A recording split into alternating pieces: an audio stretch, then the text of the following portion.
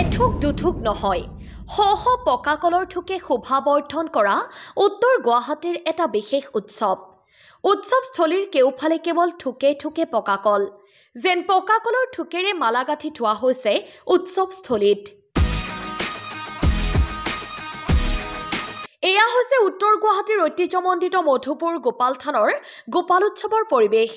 গোপাল উৎসৱ উপলক্ষে ভক্তই এনেদৰে আগবঢ়াইছে শ শ পকা কলৰ ঠুক জনবিশ্বাস মতে গোপাল থানৰ গোপাল উৎসৱত পকা কল আগবঢ়ালে ভক্তৰ মনোকামনা পূৰ্ণ হয় এই পকা কল ভক্তই নিজে প্ৰসাদৰ দৰে গ্ৰহণ কৰিব পাৰে তাৰ বাবে কোনেও বাধা নিদিয়ে আপোনাক এই উৎসৱত অংশগ্ৰহণ কৰিবলৈ অসমৰ বিভিন্ন প্ৰান্তৰ পৰা ভক্তৰ আগমন হৈছে এইবেলিও তিনিদিনীয়াকৈ আৰম্ভ হৈছে গোপাল উৎসৱ উত্তৰ গুৱাহাটীৰ পৰা গোবিন্দ দাসৰ ৰিপৰ্ট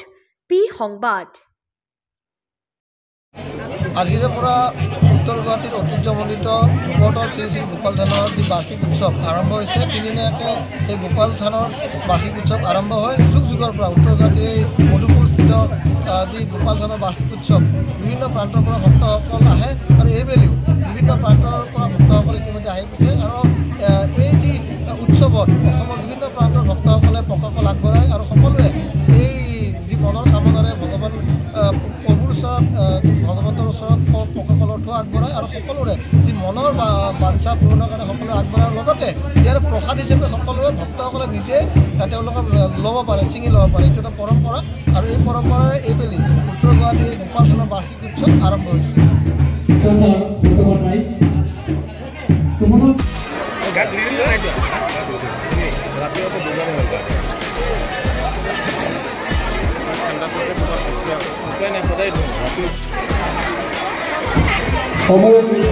কৰ্মকৰ্তাসকলক আমি ভোট গ্ৰহণৰ কাৰণে